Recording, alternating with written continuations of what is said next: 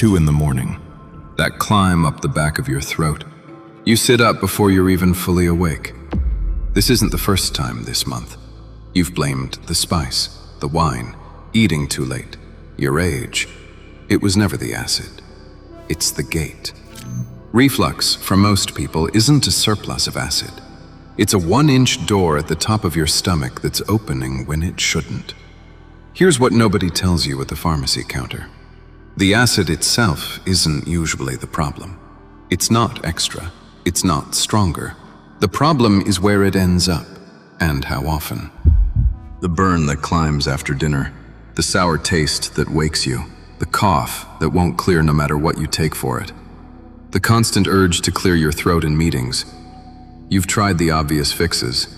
Cut the coffee, skipped the tomatoes, avoided the wine, told yourself it's just what happens after 45. Some of that advice barely moved the needle. That's not you failing to follow it. A review of the actual evidence behind these lifestyle recommendations found weak support for most individual food triggers, and real support for exactly 2 things. Neither of them is on the list you were given. It was never mainly about what's in the meal. It's about what the meal does on the way down, the pressure it puts on a door that's supposed to hold. Every gate has a limit it was built to hold against. Most people cross it at the exact same meal, on the exact same night, without knowing it. One night of this is uncomfortable. A pattern of it means that same tissue gets exposed to something it isn't built to handle, over and over, night after night. There's one specific hour, almost every night, when that gate is most likely to fail completely, and nearly everyone walks straight into it, on purpose, by going to bed.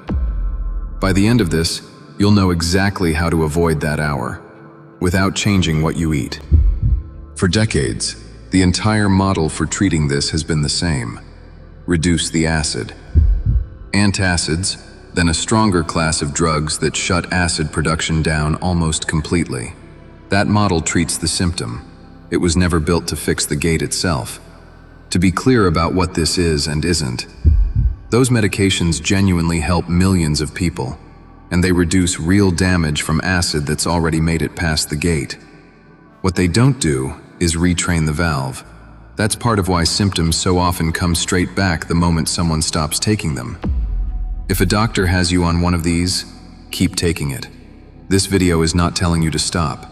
Nothing here replaces that. We're decoding the mechanical side sitting underneath it. Here's the door itself.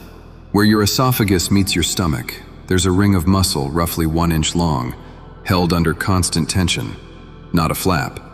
A pressure zone that's supposed to stay shut except on command. And it's not one gate, it's 2, stacked on the same spot. The muscle ring itself, and the diaphragm wrapped around it, squeezing from the outside with every breath you take. A landmark review of this exact junction, published in the New England Journal of Medicine, mapped both halves of this mechanism and showed that in a lot of people, the diaphragm's half of the grip gets displaced entirely when part of the stomach shifts upward through it. So the gate can fail 2 ways. The muscle ring itself can let go at the wrong moment, or its outer reinforcement can already be out of position before the meal even starts. And here's the part that closes the loop from the top of this video. The gate doesn't fail because there's too much acid pushing on it. It fails because it's built to open on its own, briefly, under specific conditions. And the biggest of those conditions is a stomach stretched past what it's used to holding. So the acid was never the problem.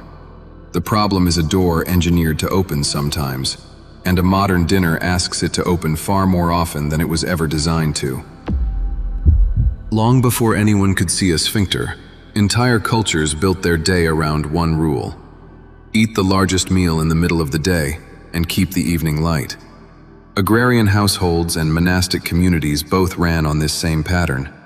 The big meal at midday, hours of upright work or walking afterward, then a small supper well before sleep. Ayurvedic medicine gave this a name. Agni, the digestive fire, said to burn strongest when the sun is highest and to fade as the day does. I'm not saying anyone in that tradition knew about a valve at the base of the esophagus. I'm saying the rule they built: big meal at midday, light meal at night, stay upright after eating. lands exactly on top of the mechanics we just walked through. A body upright and moving handles a stretched stomach without much trouble. A body horizontal, hours later, does not. The old rhythm never put those two things in the same hour. Ours does, most nights. What you're about to learn manages this pattern. It does not cure anything, and it isn't a diagnosis. If this is happening more than about twice a week, or it comes with trouble swallowing, unexplained weight loss, chest pain, or any sign of blood, stop guessing and see a doctor. Here's why that matters more than it sounds like it should. Reflux left unmanaged for years can change the tissue lining the esophagus, a condition called Barrett's esophagus, which carries a real, measurable increase in esophageal cancer risk over the general population.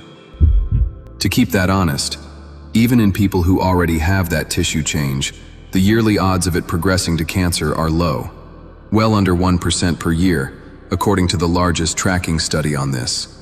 Low odds every year isn't the same as no risk. That's exactly why persistent reflux is worth a real diagnosis, not a lifetime of guessing. And one more time because it matters. If you're on a prescribed acid blocker, this doesn't replace it. This sits alongside it. 4 adjustments, all aimed at the same door.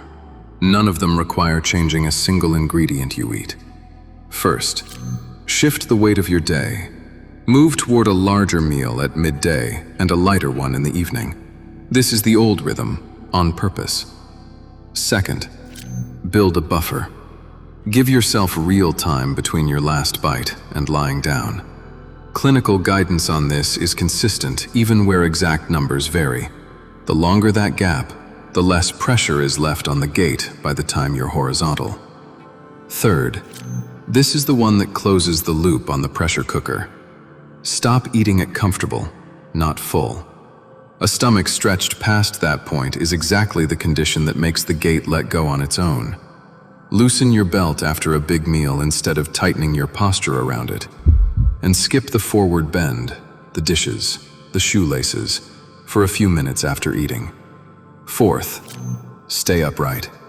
Sit, stand, or walk for a while after eating instead of dropping onto the couch. Gravity is doing real mechanical work here, holding contents down and away from the gate. That work stops the moment you lie down. Now the one that closes the last loop. When you do lie down, 2 changes matter more than the rest. Raise the head of the bed itself, a wedge under the mattress, not just extra pillows, which can fold you at the waist and add pressure instead of removing it. And favor your left side over your right. A recent systematic review pulling together the research on this found left side sleeping consistently associated with fewer reflux symptoms than the right side or flat on your back, likely because of where that position leaves the gate relative to what's in your stomach. That same review of the overall evidence also confirms something worth saying honestly. Head of bed elevation and reducing meal size are 2 of the few lifestyle changes with real evidence behind them. More than most of the food avoidance advice you were probably given first. Put together, bigger meal at midday, lighter dinner, a real buffer before bed, stopping it comfortable, staying upright afterward, head of the bed raised, sleeping on your left. One ritual, same door, protected from every angle it fails from. Try it tonight as one sequence. Eat slower than usual at dinner. Stop before full. Wash up standing, not hunched over the sink. Take a short walk instead of the couch. Then, once your buffer window is passed, lie down on your left, on a slightly raised bed. Tonight, less pressure reaches the gate in the first place. Some of you will feel that difference the same night. A smaller climb, or none at all, at the hour it usually happens. 1 week in, fewer 2 a.m. wake-ups. The sleep position and the raised bed start compounding with the earlier, lighter dinner. The pattern starts breaking instead of repeating. 30 days in, the new rhythm stops being an effort and becomes the default. The way you already eat, not a thing you're forcing. Here's the honest part, same as always. This manages a mechanical pattern. It doesn't rebuild the gate into something it wasn't. Go back to large meals late at night, reclining right after, sleeping flat on your back, and the mechanical pressure comes back with it. That's not failure. That's the mechanism working exactly the way we just decoded it.